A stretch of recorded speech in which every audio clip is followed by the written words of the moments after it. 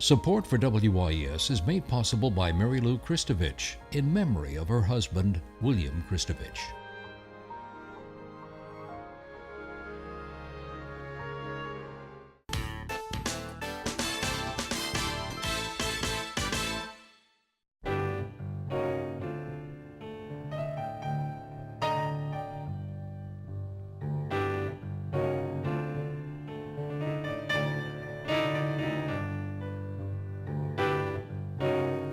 Good evening, I'm Peggy Scott Laborde and welcome to Steppin Out, spotlighting the New Orleans area's arts and entertainment scene.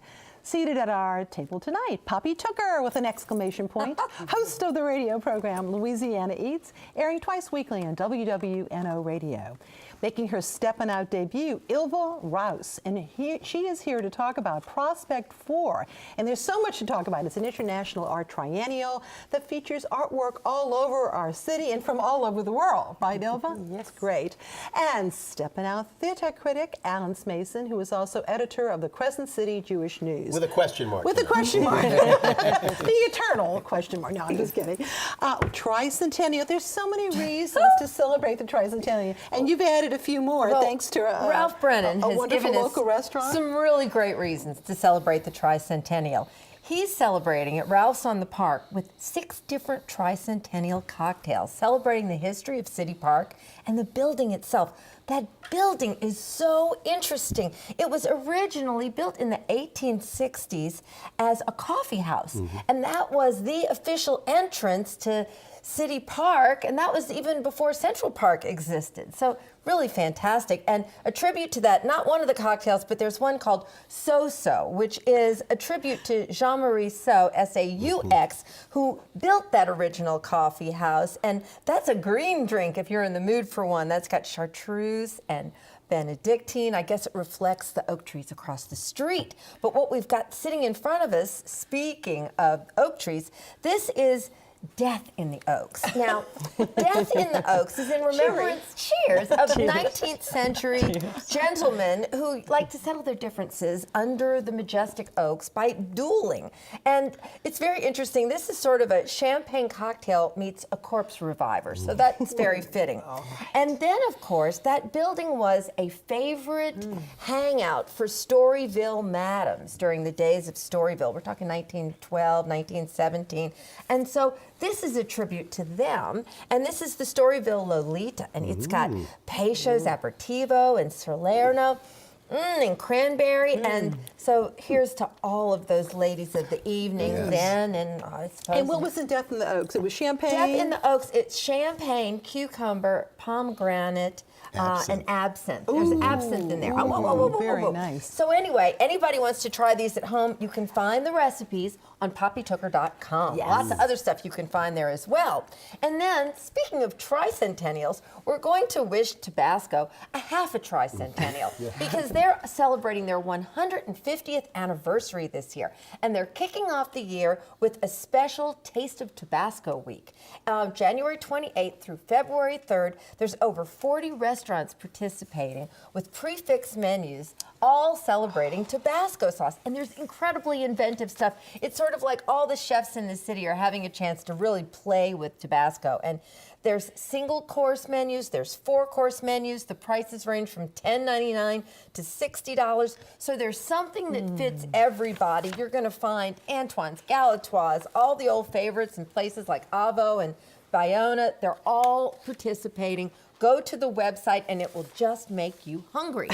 And then now we're just continuing to roll back in time because Arno's restaurant is 100 years old this year, and they're going to be celebrating all year with special events. So we wanted to give a nod to our friends at Arno's, and they kicked off their 100th by celebrating at a special dinner earlier this month, unveiling portraits of Archie and Jane Kasparian in the dining room, joining the Count, his wife, and his sister-in-law. So take note of that when you go to Arno's, and we'll be talking about the rest of their quarterly events later this year. Now, you know, it's a big deal in the restaurant business when you get to be 3 years old. So we're going from 100 years to 3 years, and we want to congratulate our good friends at Brown Butter for 3 years on North Carrollton. If you haven't been there, it's way overdue time to go. we've got some of their yummy dishes to show you, fried Brussels sprouts. That's one of my favorites, I have to tell you. Have you had the Carolina oyster sandwich yet? No, no, no. Oh, That my must be goodness, new. Peggy, don't you want to eat that? not- Look at that. There's sole wings with house kimchi and boudin banh mi. It's just a little bit. Now, what's new over there is that Tuesday to Friday, they're open 11 a.m. to 9 p.m. and they're serving continuously all day. Happy hour starts at 2 o'clock now. That's long. Tuesday through Friday. Man. Yeah, and so from 2 to 6, it's happy hour with $5 drink specials and also a burger and 2 beers for just $15. And last of all, I have to share this with our viewing audience because you know, Ash Wednesday is Valentine's Day. So you better start thinking about Valentine's Day before Mardi Gras gets in the way. On Valentine's Day, on the 3rd floor, in the private dining room at Tableau Restaurant on Jackson Square, Dickie has arranged for free weddings. Okay? There's going to be an official celebrant and a wedding photographer. So you have to bring your own marriage license or you can renew your vows. So when you're making your reservations, let them know you're coming for the free wedding. That is the craziest and best Valentine's promotion I've ever heard, hands down. That's really clever. Let's go to Tableau and get married. Why not? Okay. Thank you, Poppy. Lots of great Peggy. stuff. And New Orleans Magazine's quiz queen Julia Street has a question for us. Last time, Karen Nides gave us the name of the local musician who recorded the popular version of Mardi Gras in New Orleans, and in what corner he planned to see the Zulu Queen. That's Professor Longhair, of course, on the corner of Rampart and Dumaine. Now, tonight's question. On Mardi Gras, Rex traditionally makes 3 stops to offer toasts. Name 2 of them. Email your answers to steppinout@wyes.org. Our prizes: a copy of Ylva Laborde's book, Mardi Gras, Chronicles of the New Orleans Carnival. A copy of New Orleans Mardi Gras Moments with photos by Judy Bottoni and text by me.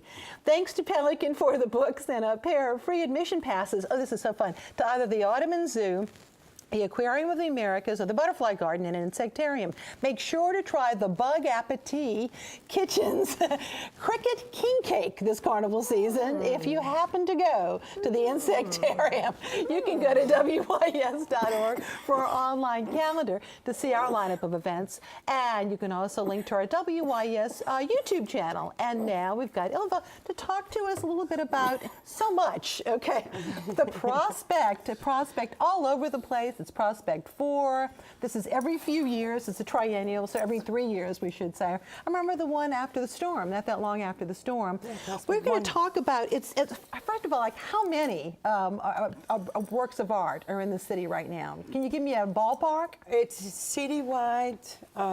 It's all across the city. It's 73 artists. 73. Okay, 73. And there is a theme. Can you explain that a little bit? Yeah, so it's Prospect 4 is called the Lotus in Spite of the Swamp. And our artistic director, Trevor Schoonmaker, was inspired by Archie Shepp, actually, the jazz historian who talked about jazz as the lily that comes out of the swamp. I love that. So that's how that became the theme. Now, I know that you are located, some of the artworks are located at various museums, and you've got the Ogden Museum, just an example, but also the NOMA. Let's start with NOMA first.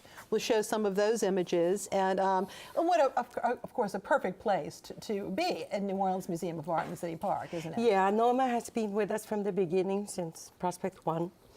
And has participated in all prospects. There are wonderful exhibits there. What we're seeing on our screen is Barclay Hendricks, who sadly passed away last year. He was here, and it's his portraits that were so influential in the new generation of African-American artists. At NOMA also, we have Njideka Kunjili Crosby's paintings that are exquisite. She layers them with drawings and photographs and really intricate. And then on to, we've got the Ogden Museum. Yes, and at the Ogden also lots of good stuff. Wayne Gonzalez, the Louisiana artist, he's one of our locals, has gone around St. Bernard Parish and taken photographs, and he was inspired by the landscape artists of the 19th century, and you see that in his installation there, Richard Clegg and such. We also have a wonderful tribute to jazz cornetist Buddy Bolden by British video artist John Akomfra, and he was here this summer filming his work. All right. And now, you also want to talk about some others that in the other parts of the city, the history of the conquest. Tell me about that. Yeah, so that's at another of our wonderful venues, the Jazz Museum at the Old US Mint. And it's called The History of the Conquest. It's actually a life-size reproduction of an exquisite little piece that's at the Wadsworth Athenaeum. With a little Moorish boy. And then Rising Tables? And Rising Tables is another of a local artist, Jennifer Odom. It's on the Batcher by the river. The river is very important as a thread going through all of the artwork participating in Prospect. And then finally, this actually will signify the end of, in February, of a Prospect. You've got the maquette for the, is it Katswua Caravan? Explain that to me. Let's pronounce that correctly. Katswua Caravan Thank is you. what Tara Walker, our very famous artist who's participating. And she's going to be the highlight of our closing weekend celebrations, February 23 through 25. It'll be a performance on Algiers Point with Jason Moran. And of course, everybody can go to the Prospect website for all the details and maps and that kind of thing too, isn't it? Once again. Yes, prospectneworleans.org, and also at our Visitor Service Center on 750 Carondelet. Okay, wonderful.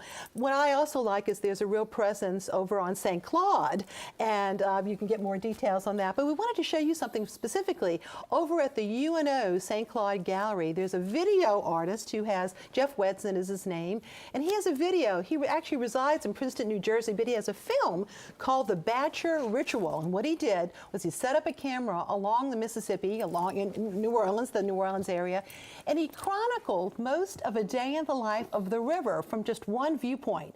So what we have, it's about a 30-minute video, but we have two scenes, roughly a minute, from the video. Take a look.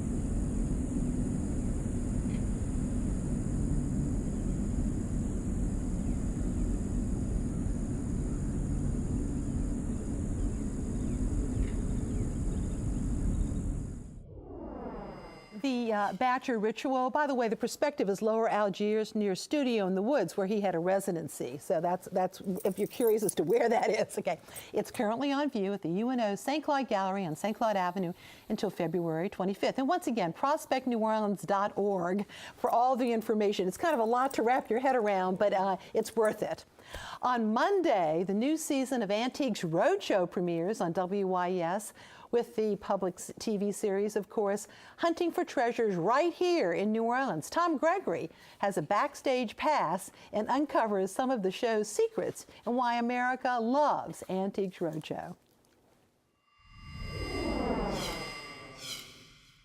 With almost 9 million viewers weekly, it's the most watched show on PBS. Mom, did you hear that? We're going to Acapulco for the weekend. Now filming its 22nd season, Antiques Roadshow recently traveled to New Orleans. We have an all-access pass to all things Antiques Roadshow, where the past comes alive and treasures are uncovered. Be still my heart. Setting up shop at the Moriel Convention Center, the first thing you discover about this show built around personal discoveries is the enormity of this operation. We have always done the show at a convention center, and we need 80 to 100,000 square feet of space to greet 5,000 people tomorrow. That's not including 150 volunteers, the 75 appraisers, and the 70 members of the Roadshow television crew that assemble the spectacle the day before the heirlooms and flea market finds arrive. What I think a lot of people don't realize is that it's a huge public event. Even though they may only see 15 items or 30 items on a particular episode, that we're seeing about 10,000 antiques each day that we have the event. And it's a free verbal appraisal for everybody who comes for each of their 2 items. Wow, my mom is going to freak out. What are the odds that someone is going to be on TV? All right, Tom, I was told there would be no math here today. No, I would say if there's 10,000 items, we're filming about 200 for television, so the odds are not in your favor that you're going to make it to TV.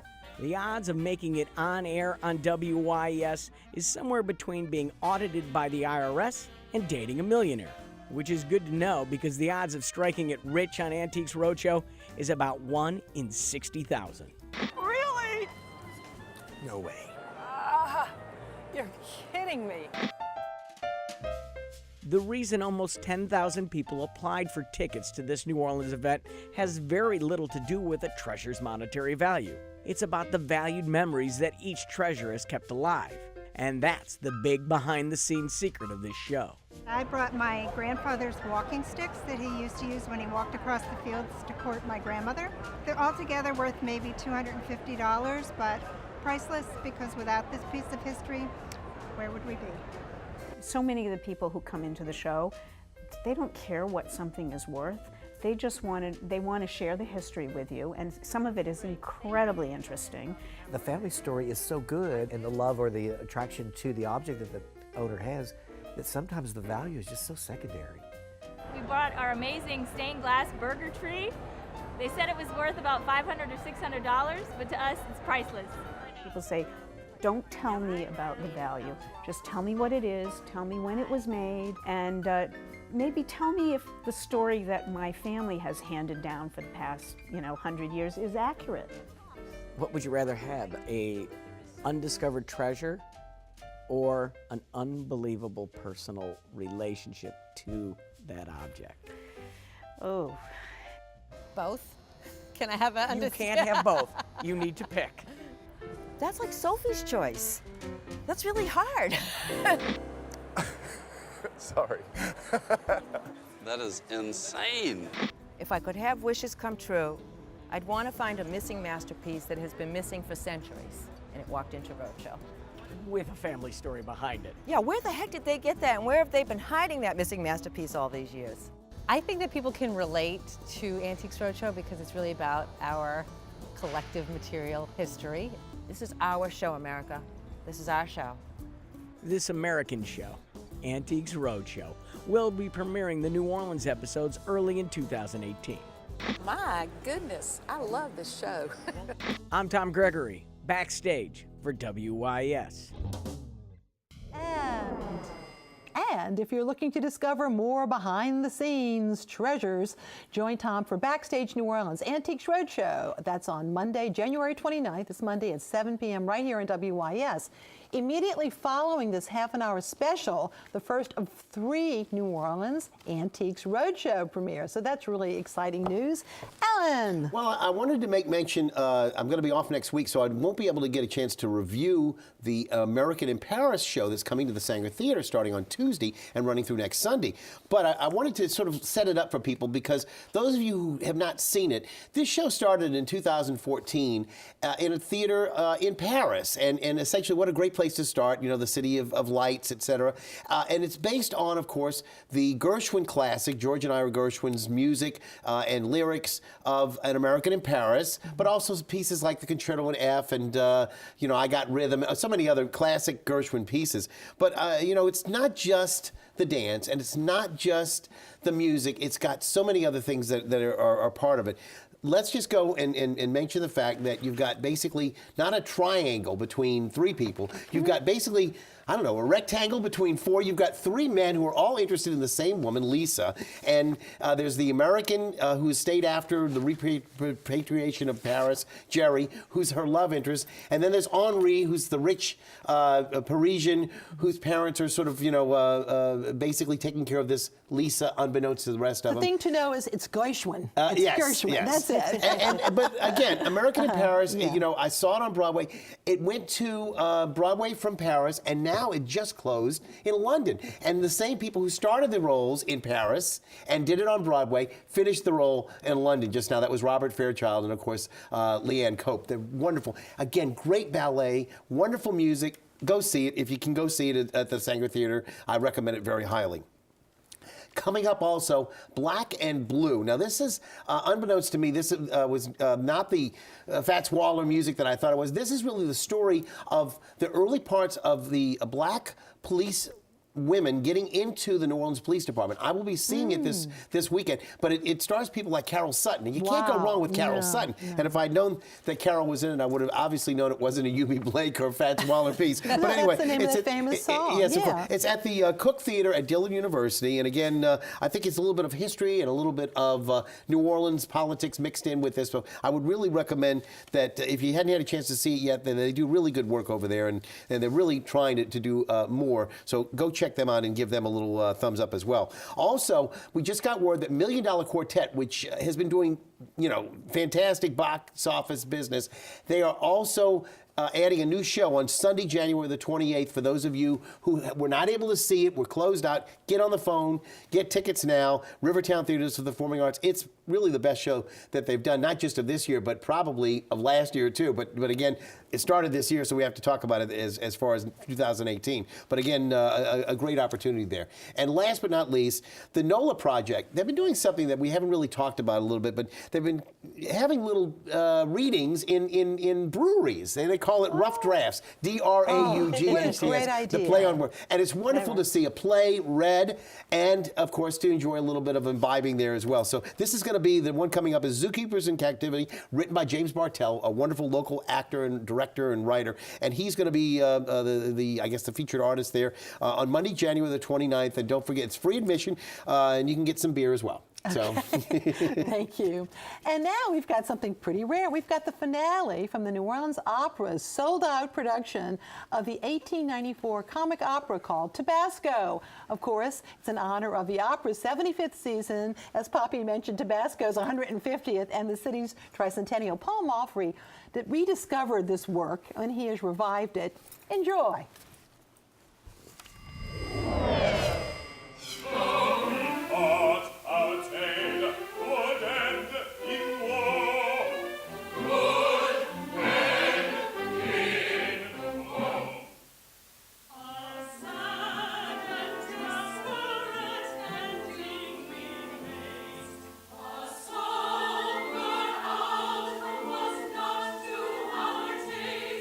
But the fears and